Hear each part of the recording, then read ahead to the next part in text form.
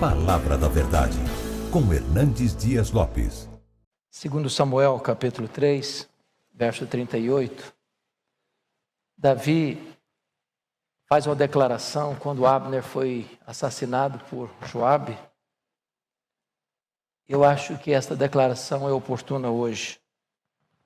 Não sabeis que hoje caiu em Israel um príncipe e um grande homem? Pastor Tim Keller é uma referência, não só para a América, mas para o Brasil e para o mundo. Um príncipe de Deus, um mourão, que deixa um legado. Particularmente, eu tenho uma gratidão muito grande. Eu estava terminando meu curso, pastor Arival, lá no Mississippi, e já no final da minha tese, sobre pregação expositiva, eu fui fazer uma visita lá em Nova York, a Redeemer, quando um dos nossos pastores brasileiros trabalhava na equipe pastoral, pastor Osni, e ali batendo um papo, conversando um pouco. Depois que eu saí do escritório, meia hora depois, pastor Osni me ligou e disse: olha, eu conversei com o Tim Keller e ele resolveu e desejou no seu coração pagar a sua tese. Eram $1.700 na época, uma oferta que veio numa hora tão oportuna e tão boa para me abençoar. Ele não me conhecia, eu nunca tinha estado com ele, e aquilo para mim foi um marco da sua generosidade e da sua visão missionária.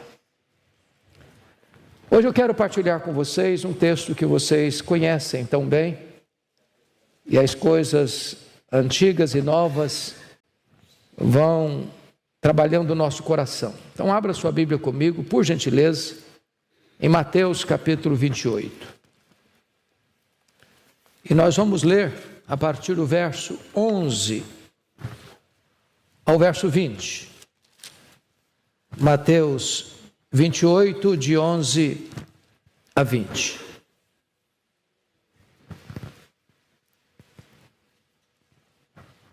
Está escrito o seguinte: indo elas, referindo-se às mulheres, normalmente as mulheres da Galileia, eis que alguns da guarda foram à cidade e contaram aos principais sacerdotes tudo o que sucedera.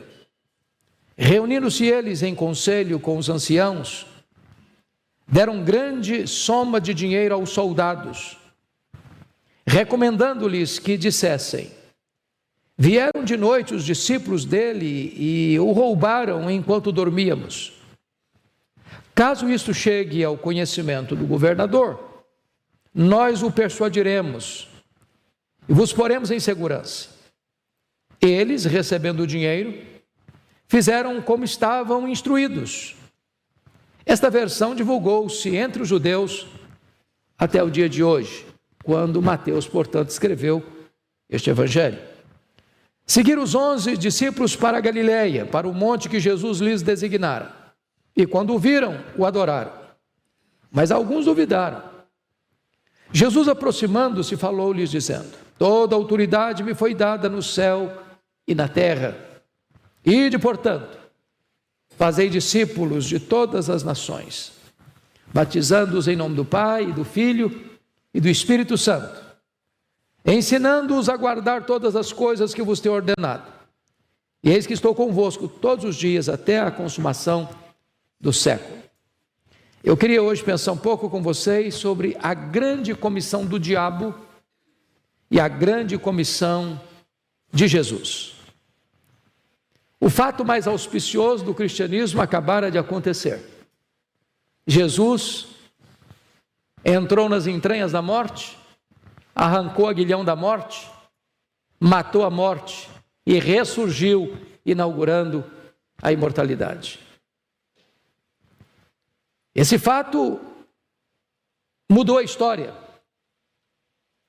porque o túmulo vazio de Cristo é o berço da igreja.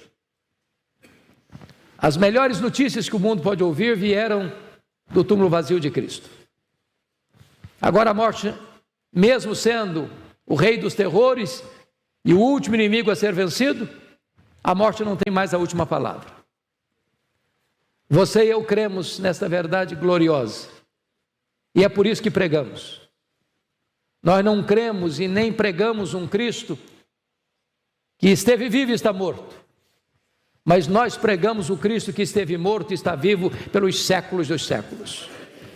Esta verdade arranca os discípulos do território do medo, da covardia, da clausura, e torna aqueles homens outrora medrosos e acovardados em gigantes, que não se intimidam diante dos açoites, das prisões, do martírio, da morte.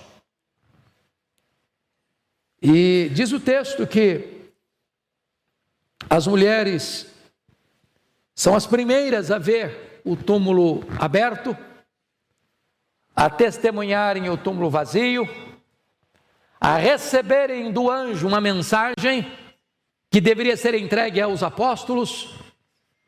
São as primeiras a ver o Cristo ressurreto, são as primeiras a receber uma comissão para pregar, e pregar aos apóstolos. E agora diz a Escritura, que diante desse fato incontornável, irrefutável, inegável, os agentes que levaram Jesus à morte, aqueles mesmos que pagaram para que Jesus fosse crucificado, contratando testemunhas falsas para acusá-lo, agora vão pagar para que os soldados espalhem uma falsa notícia.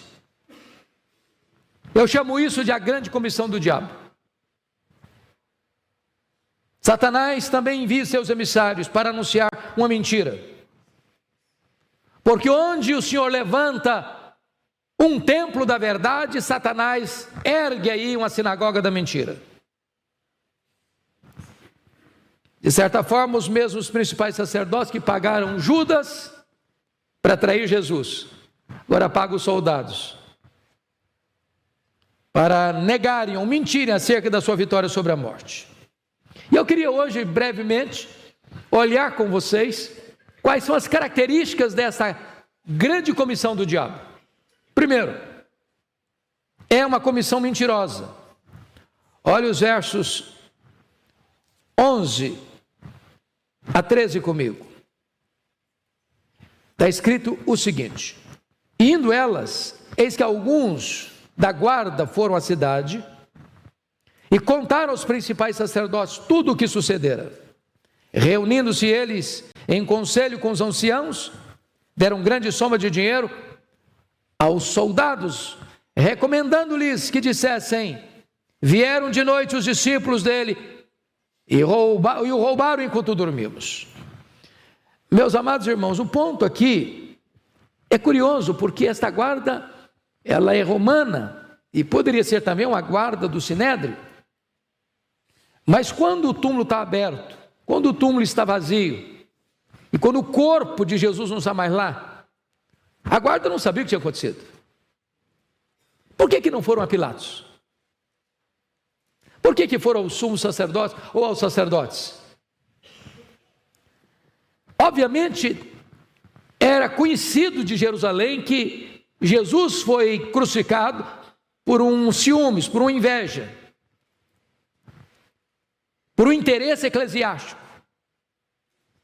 Não era uma decisão de Roma, não era uma iniciativa de Roma, não era um medo de Roma. Jesus foi crucificado em virtude de uma pressão dos sacerdotes ao governador romano. E desta forma, a segurança montada para manter a porta do sepulcro fechada não resistiu ao poder da ressurreição. Não adianta ter guarda na porta, não adianta ter selo e sinete do governador, não adianta ter todo o aparato militar vigiando o túmulo. O poder que arrancou Jesus de dentro do túmulo é maior que o poder da terra, é maior que o poder do inferno, é maior que qualquer outro poder. Louvado seja Deus! Ninguém pode resistir o poder da ressurreição. Ninguém. Então agora eles pagam a grande soma de dinheiro a esses soldados para que eles espalhem uma mentira descabida. E é curioso, irmãos, que o mundo nunca mudou, ainda é assim. As pessoas estão hoje ainda recebendo dinheiro para proclamar mentira, para anunciar mentira, para divulgar mentira, como se verdade fosse. Em todos os setores da sociedade. Seja no campo religioso, seja no campo político, seja no campo econômico, seja em qualquer área da vida. O diabo tem também os seus agentes e tem também a sua grande comissão. Mas em segundo lugar, é uma comissão contraditória. Porque notem vocês no versículo 13, que o argumento é tão fajuto, é tão primário, é tão infundado, que qualquer criança consegue refutá-lo. Versículo 13, recomendando-lhes que dissessem: vieram de noite os discípulos dele e roubaram enquanto dormíamos. Ora, uma pessoa dificilmente pode testemunhar sobre o que aconteceu enquanto dorme. Não é verdade? Qualquer tribunal iria rir desse argumento. A mentira, irmãos, é manca, tem pernas curtas, não se sustenta, é contraditória. A grande comissão do diabo, além de mentirosa, é contraditória. Mas, preste atenção, e não obstante ser contraditória, essa versão manteve-se viva, pelo menos até o período em que Mateus escreveu o seu evangelho.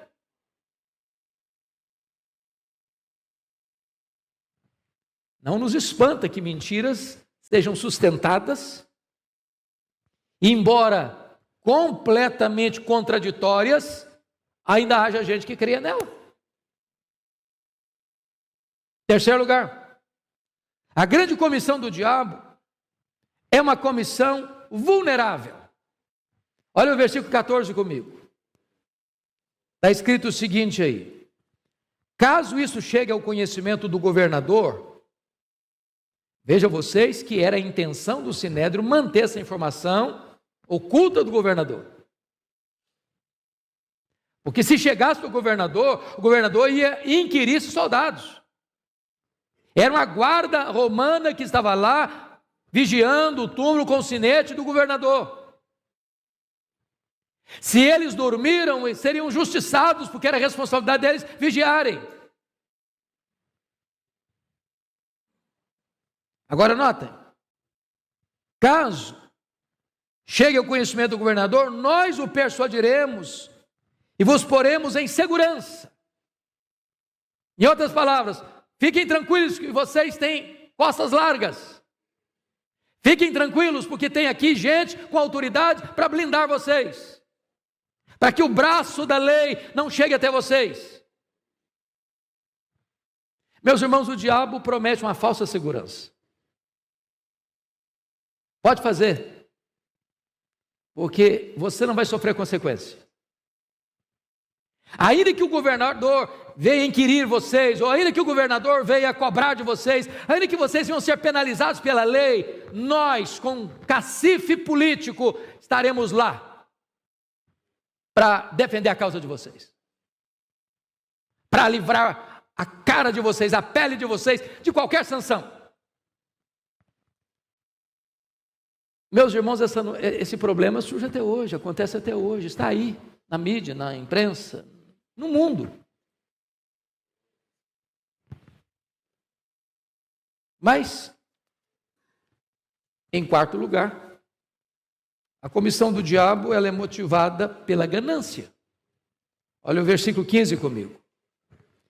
Eles, recebendo dinheiro, fizeram como estavam instruídos. E esta versão divulgou-se entre os judeus até o dia de hoje. É tão curioso isso, meus irmãos, que o vetor que governou os soldados romanos a serem atalaias da mentira foi o amor do dinheiro. E o dinheiro tem comprado até hoje tribunais, juízes, sentenças. O dinheiro até hoje tem sido um instrumento para alimentar os falsos mestres, os patronos da heresia, os fabricantes da mentira. A origem do falso ensino.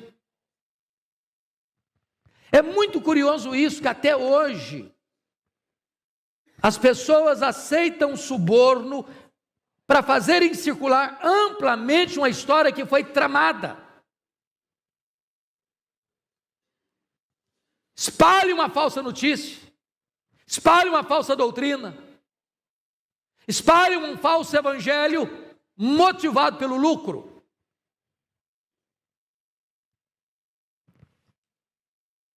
Mas em quinto e último lugar, louvado seja Deus, essa é uma comissão fracassada. Fracassada. Porque, na verdade, vejam vocês que a ideia de roubar um túmulo, vieram os discípulos, porque essa foi a versão, enquanto dormíamos, roubar o corpo. Para roubar o corpo tinha que violar o túmulo. E violar o túmulo era um crime muito grave, porque havia uma promulgação do imperador romano, que a violação de túmulos era uma ofensa terrível, que merecia pena de morte. E não combina essa história com os discípulos acovardados, trancados, com medo dos judeus, para eles terem tamanha coragem de enfrentar um sistema romano, de violar uma norma e uma lei romana, de violar um túmulo e roubar o corpo dele. Aqueles homens não teriam condições de ali para frente serem transformados, se transformarem em gigantes, enfrentando açoites, prisões, martírio, por uma mentira, por uma farsa. Então esse argumento não pôde suster-se. E mesmo diante dessa divulgação da mentira, a igreja permaneceu firme, os discípulos inabaláveis, a igreja se levantou, a igreja orou, a igreja aguardou a promessa do Pai, a igreja foi revestida com o poder do Espírito Santo, e a igreja se espalhou de Jerusalém, chegando até Roma e dominando o mundo, chegando até nós nos nossos dias. Louvado seja o Senhor. Mas agora, amados, eu gostaria de olhar o que nós chamamos da grande comissão de Jesus a partir do verso 18. Poderíamos olhar o verso 16, porque a ordem que eles deveriam ir para Galiléia, num dos montes da Galiléia, porque Jesus quer dar a eles a grande comissão na mesma geografia que Jesus os chamou para serem discípulos, apóstolos, agora quer comissioná-los a partir de lá. E então nós vamos examinar alguns aspectos dessa grande comissão de Jesus. Em primeiro lugar, a competência do comissionador. Olha você no verso 18. Jesus, aproximando-se, falou-lhes dizendo: toda a autoridade me foi dada no céu e na terra. Não foi parte da autoridade, toda a autoridade. Não só na terra, também no céu. Se é toda a autoridade que foi dada para ele, não sobra nada para o diabo. Não sobra nada para nenhum grande e poderoso deste século. Toda a autoridade me foi dada no céu e na terra. E daí, amados, ele tem autoridade. Ele ensinava como quem tem autoridade, diz a Bíblia. Ele tinha autoridade para perdoar pecados. Ele tinha autoridade para curar os enfermos. Ele tinha autoridade para delegar e dar poder aos seus apóstolos para expelir demônios. E agora, Jesus chega ao final e diz: toda autoridade, não alguma autoridade, não uma autoridade departamentalizada em algum setor, não, toda autoridade me foi dada nos céus e na terra. É com esta base, é com esta capacitação, é com este poder, é que você e eu podemos pregar o Evangelho, evangelizar, fazer discípulos, plantar igrejas. quem está por trás, quem é o suporte, é aquele que tem toda a autoridade. É só por isso que a obra é vitoriosa, porque aquele que comissiona é o que tem toda a autoridade. Mas em segundo lugar, veja comigo o cerne desta grande comissão no versículo 19. Ide, portanto, fazei discípulos de todas as nações, batizando-os em nome do Pai, do Filho e do Espírito Santo. Eu acho que já é matéria de conhecimento geral, que nesse versículo nós só temos um imperativo e os outros estão no gerúndio. O ide aqui não está no imperativo na língua original, está no gerúndio. Então no grego está dizendo, indo, portanto, fazei discípulos, batizando-os, ensinando-os. Então vocês percebem que tem 3 verbos no gerúndio: indo, batizando, ensinando. É a dinâmica da vida, é no caminhar, é no ir e vir, é no ficar, é no sair, é no entrar, é de segunda a segunda, é de domingo a domingo, é no templo, é fora do templo, é na agenda formal e informal. Mas há uma ordem que comanda tudo isso, e a ordem é: fazei discípulos. Em outras palavras, o Senhor Jesus não quer fãs. Quem gosta de fãs são os artistas. Jesus não quer admiradores. Quem gosta de admiradores é jogador de futebol. Jesus não quer apenas que a igreja evangelize, pregando boas novas e deixando as pessoas à sua própria sorte. O propósito de Jesus na grande comissão é que você e eu precisamos fazer discípulos. E o que é um discípulo? É um seguidor. Um discípulo é aquele que, ao encontrar o reino de Deus, faz do reino de Deus o seu maior tesouro. O discípulo é aquele que, ao encontrar o reino de Deus, está disposto a fazer qualquer renúncia para não abrir mão do reino. O discípulo é aquele que está pronto a guardar as palavras de Jesus e a viver dentro desse padrão. Isso, irmãos, traz para nós um alerta, porque parece-nos que a igreja hoje está cheia de gente vazia de Deus e vazia de gente cheia de Deus. Parece-nos que hoje temos um analfabetismo bíblico crônico. Por outro lado, parece-nos que temos hoje um intelectualismo bíblico desprovido de vida. E tanta falta de conhecimento, por um lado, quanto o intelectualismo bíblico do outro, sem comprometimento, está fora do projeto do discipulado. Porque discípulo é aquele que imita. E daí, meus amados, eu gostaria que nós olhássemos alguns aspectos então. Vamos perceber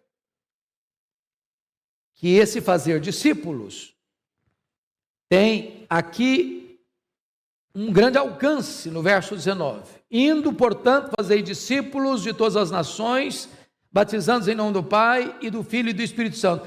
Todas as nações. Aqui não é nação Brasil, Estados Unidos, Canadá, China, Japão. Nações aqui é etnia. Dentro de uma nação como o Brasil, nós temos centenas de etnias. Há nações africanas, há nações asiáticas, com milhares de etnias. E a Bíblia nos ensina que o Senhor Jesus morreu para comprar com o seu sangue os que procedem de toda tribo, raça, povo, língua e nação. Ou seja, todas as etnias foram alvo da graça de Deus, do amor de Deus, e precisam receber o Evangelho de Cristo Jesus. Há muitas etnias hoje que não têm sequer João 3,16 traduzido no seu idioma. Há milhares de etnias hoje que nunca recebeu um missionário. E o papel da igreja não é ser testemunha primeiro aqui, depois lá. É tanto aqui quanto lá, concomitantemente, ao mesmo tempo. Vejamos agora, em quarto lugar, quais são as implicações dessa grande comissão comigo. A primeira implicação, meus irmãos, é a integração dos novos convertidos. Porque veja você o verso 19. Fazei discípulos, batizando-os em nome do Pai e do Filho e do Espírito Santo. Então, o batismo não é uma coisa particular. Eu não me auto-batizo. Não, eu realizo um batismo na minha casa. Bom, eu agora me tornei crente, eu vou me batizar em nome do Pai, do Filho e do Espírito Santo, porque eu me basto. Quando Jesus estabelece batizando-os em nome do Pai, do Filho e do Espírito Santo, Ele está mostrando a necessidade da inserção desse novo convertido numa comunidade, uma igreja. Com isso está claro que não tem desse negócio de desigrejado. Não tem nesse negócio, eu sou crente do meu modo, do meu jeito, eu me basto, eu não preciso de igreja.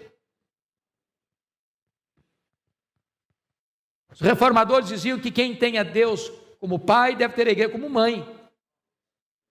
Não podemos abrir mão da igreja. Uma ovelha não vive sem o rebanho, uma brasa se apaga fora do braseiro. Você é membro do corpo de Cristo.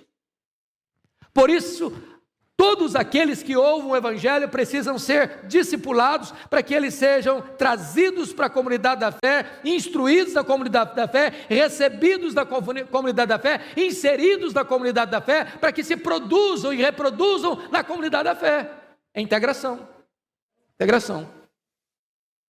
Mas a segunda implicação não é apenas a integração, mas vejam vocês que a grande comissão envolve o ensino aos novos convertidos.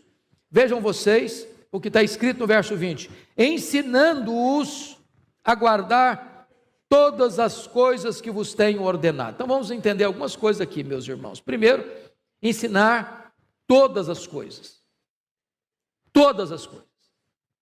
Porque nós podemos ser seletivos. Nós podemos só ensinar as coisas mais palatáveis.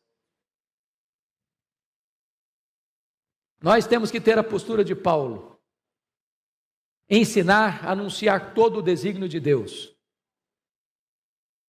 E daí, você que é um plantador de igreja, você que é um pastor de igreja, você que é um missionário, precisa conhecer a palavra de Deus. Porque você não dá o que você não tem. Você não ensina o que você não aprendeu. Então precisa sair do beabá. Precisa subir de nível. Precisa avançar. E é claro, meus irmãos, que eu não estou sugerindo novidades, não, porque a mesma matéria que você dá numa classe infantil, na igreja, você dá para um pós-doutorado. As verdades são as mesmas, em níveis diferentes, com profundidades diferentes, mas as mesmas verdades. E é por isso que é preciso avançar. Não só na abrangência, ensinando tudo, todo o conselho de Deus, tudo o que Jesus ensinou, mas trazer também isso com maior profundidade.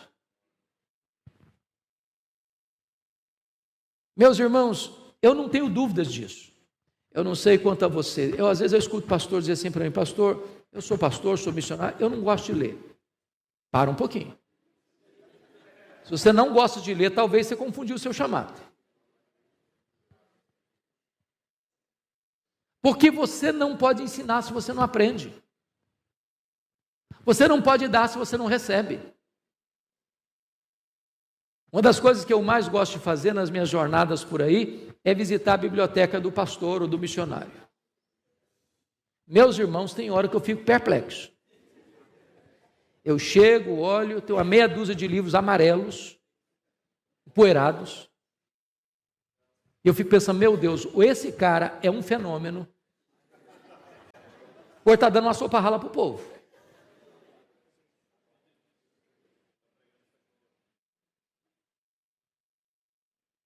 Eu sei que às vezes o que o pastor, o missionário recebe é pequeno, é um salário pequeno. E eu sei também que livro é caro. E se eu estou falando para alguns líderes de igreja aqui, talvez seria bom você pensar em botar uma verba mensal para o seu pastor comprar bons livros, para melhorar o sermão. E eu espero um amém mais vivo agora, amém! E se o sermão não melhorar, corta a verba.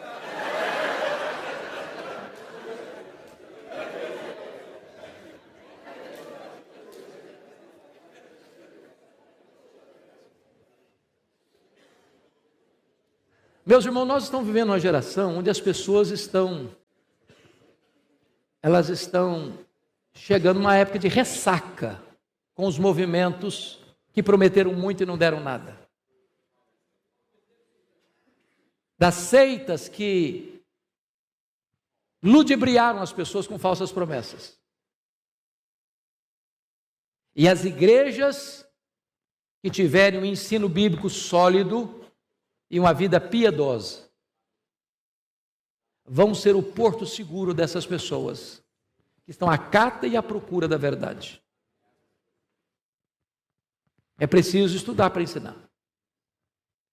E o que o texto está nos ensinando é que nós precisamos ensinar o que Jesus ordenou. Não é sugeriu, não. Ordenou. É ordem. Ensine isso, ensine isso, ensine isso, ensine isso. Para mim, uma das figuras mais lindas da Bíblia com respeito ao pregador é que ele é um mordomo. Se você não leu o livro do John Stott, O Perfil do Pregador, leia. E ele diz que o papel principal do mordomo é que ele era responsável pela despensa, que preparava a refeição para a família. Não era competência do mordomo levar comida para a despensa. Era a função do dono da casa. Função do mordomo era usar toda a comida que estava na despensa e preparar a melhor refeição para a família. Uma refeição balanceada. Ora, a despensa de Deus é a Bíblia. Em outras palavras, eu como pregador, como mordomo, eu não posso privar do povo de Deus o rico alimento que está lá na despensa. Também não posso acrescentar na dieta da família, na refeição da família, o que não está na despensa. Porque o que se requer do mordomo é que seja encontrado fiel. Mas a terceira implicação, meus irmãos, da grande comissão, primeiro, é a integração dos novos convertidos. Segundo, é ensinar o que Jesus mandou. Terceira implicação, é ensinar a guardar. Veja bem o verso 20. Ensinando-os a guardar todas as coisas que vos tenho ordenado.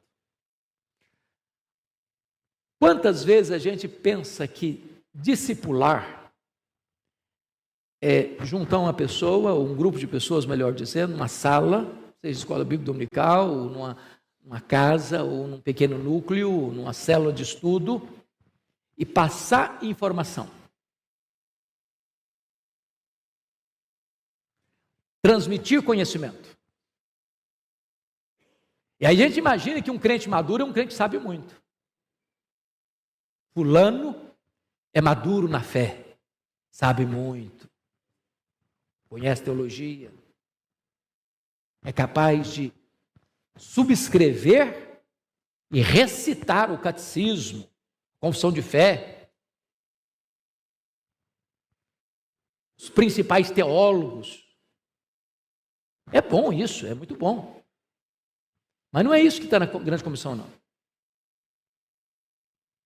É ensinando-os a guardar, a obedecer. a praticar. Porque se eu apenas conheço, mas não ponho em prática, eu sou mais culpado ainda. Então, o nosso papel não é apenas um papel de transmitir conhecimento, mas é aferir e averiguar se aquilo que estamos transmitindo está sendo praticado, vivido, experimentado. Não é teórico, é prático. E o que Jesus disse? Vós sois meus discípulos, se fizerdes, eu vos mando. Bom, me permita então encerrar. Em quinto lugar, quais são os motivos para você e eu cumprirmos a grande comissão? Primeiro motivo, o poder de Jesus, versículo 18. Toda autoridade me foi dada nos céus e na terra. Meus irmãos, a gente costuma obedecer a autoridade, não é isso? A autoridade manda. E nós obedecemos.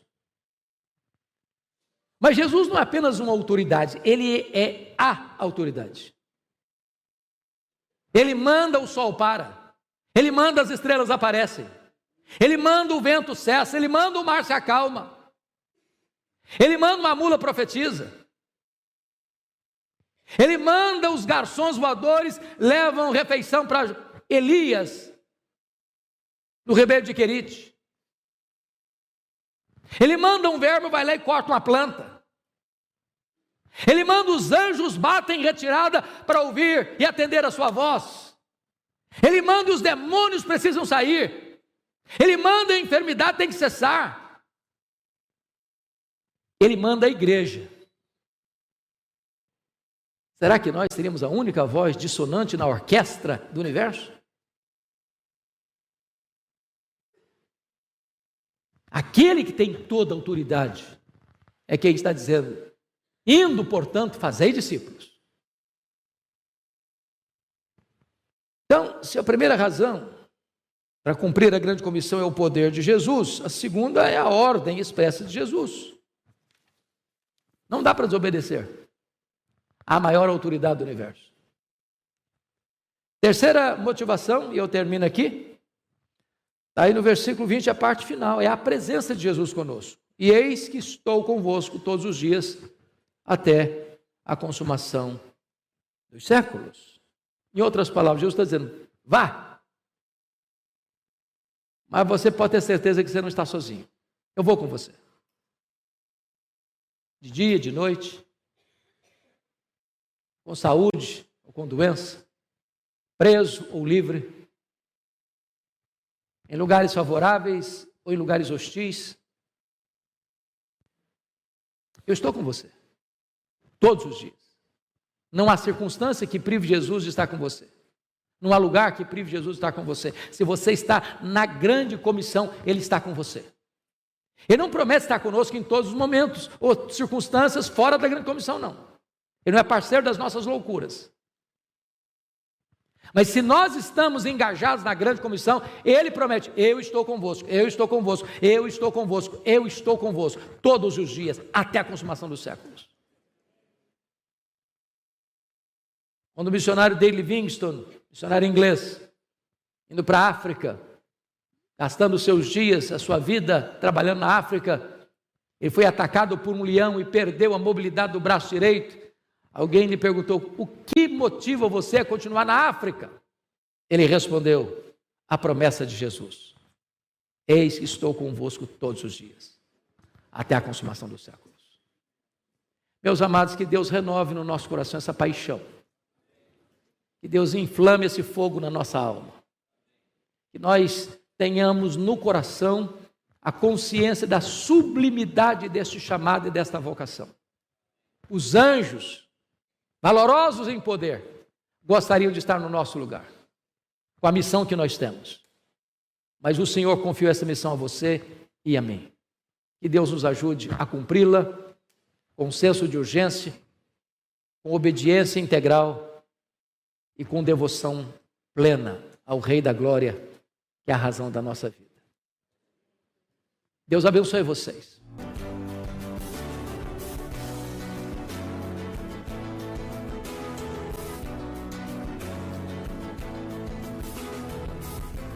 Palavra da Verdade, com Hernandes Dias Lopes.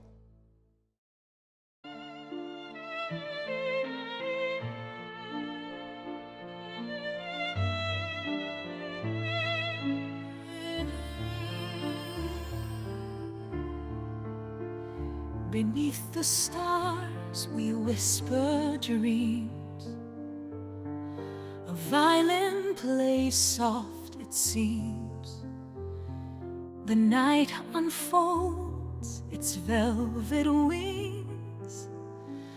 We dance on air like fancy things. A crescendo builds with every beat. Our hearts, they dance in perfect heat. The world is ours in silent screams. We're floating high on whispering dreams. Together we are one sweet song. The night won't be too late, too long. Our melody will carry on in every note where we belong. The orchestra, it swells to life. The strings, they cut the dark like a knife. Your voice an echo in my soul. In every verse we find the goal. Oh, violins, they cry so pure. In every touch we find the cure. Your hand in mine, the music flows. In whispered dreams, the magic grows. Together we are one sweet song. The night